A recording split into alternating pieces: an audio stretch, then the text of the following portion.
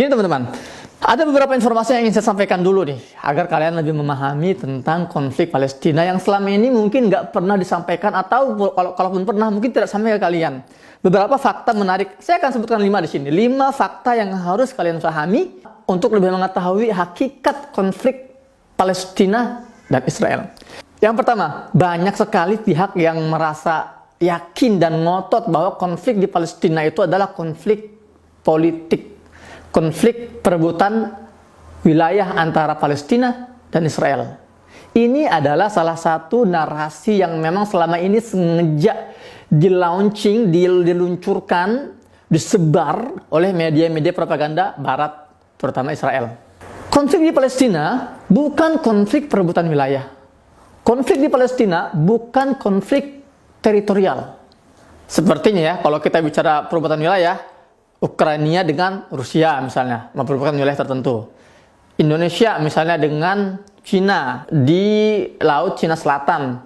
Ya, kemudian juga misalnya Australia dengan Indonesia juga ada tuh perebutan wilayah, konflik perebutan wilayah. Konflik yang melibatkan dua negara yang berdikari, yang punya pemerintahannya, punya kebijakannya, punya instrumen-instrumen kenegaraannya, berkonflik memperebutkan satu wilayah tertentu. Itu namanya konflik teritorial.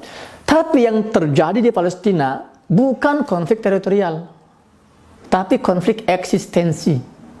Konflik eksistensi. Ya, kenapa? Gini teman-teman. Pertama, kalau bicara konflik teritorial itu harus ada dua kekuatan yang balance, ya, yang sekufu, yang sama rata kekuatannya.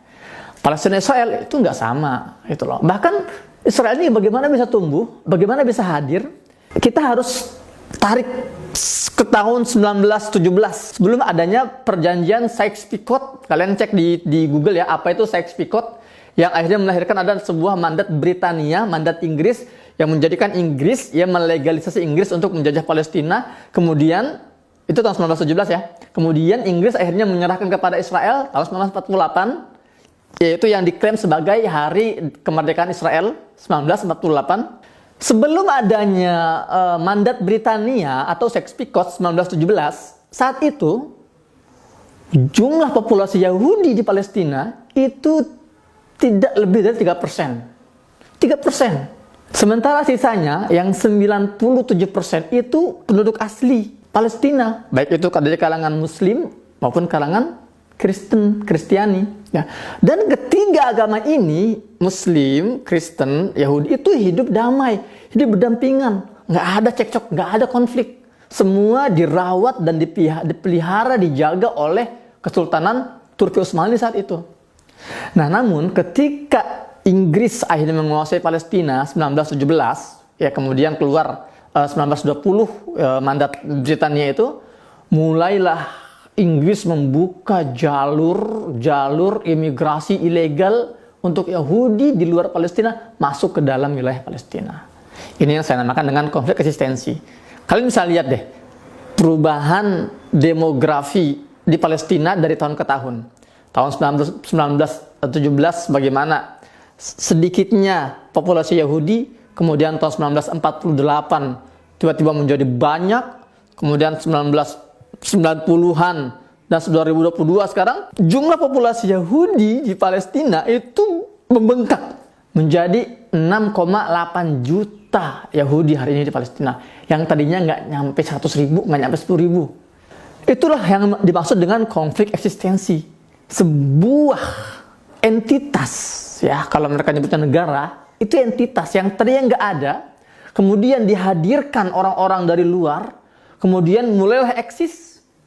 Dengan cara apa? Mengusir warga yang tadinya sudah eksis. Warga Palestina itu tadinya di rumah mereka, hidup nyaman, damai, tentram.